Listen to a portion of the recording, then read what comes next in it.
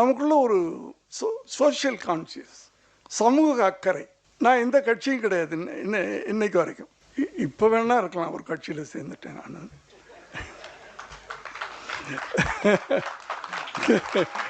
இந்த 2 வருஷத்துக்கு முன்னாடி வரைக்கும்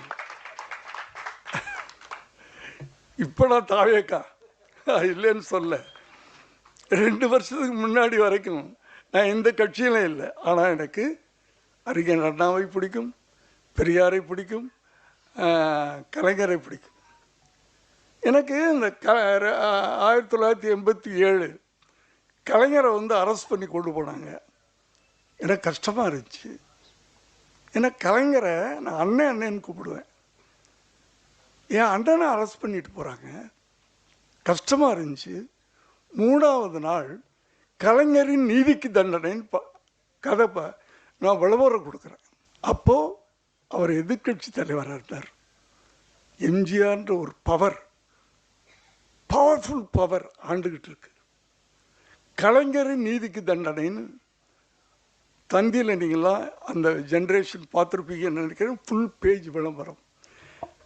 ராதிகாவை கூண்டில் நிற்க வச்சு கலைஞரை ஜெயிலுக்குள்ளே போட்டு கலைஞரின் நீதிக்கு தண்டனைன்னு படம் எடுக்கிறேன். ரிலீஸ் ஆகுது.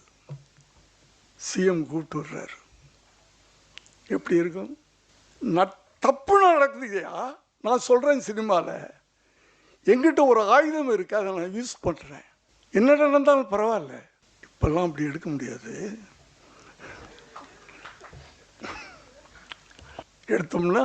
எடுத்தோம்னா யாராவது சொல்லுங்க, தைரியமாக இருக்கிறவங்க ஒருத்தர் சொல்லுங்க. எடுத்தோம்னா ரிலீஸ் ஆகாதா? நீயே ரிலீஸ் ஆக மாட்ட. எங்கேயா இருக்கீங்க? படம் ரிலீஸ் ஆகாதுன்னு சொல்றீங்க. எங்க வா. ஓகே, அதுதான் நான் மைக்க பிடிக்கிறதில்ல சார்.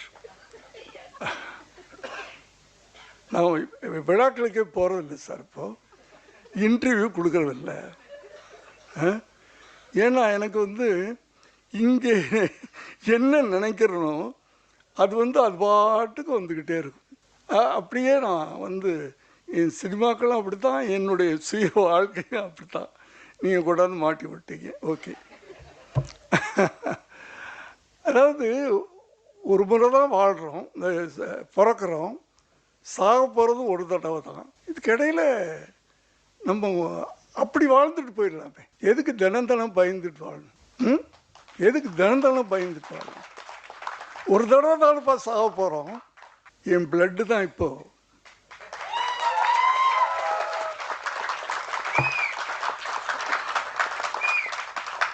ஜீன் தானே.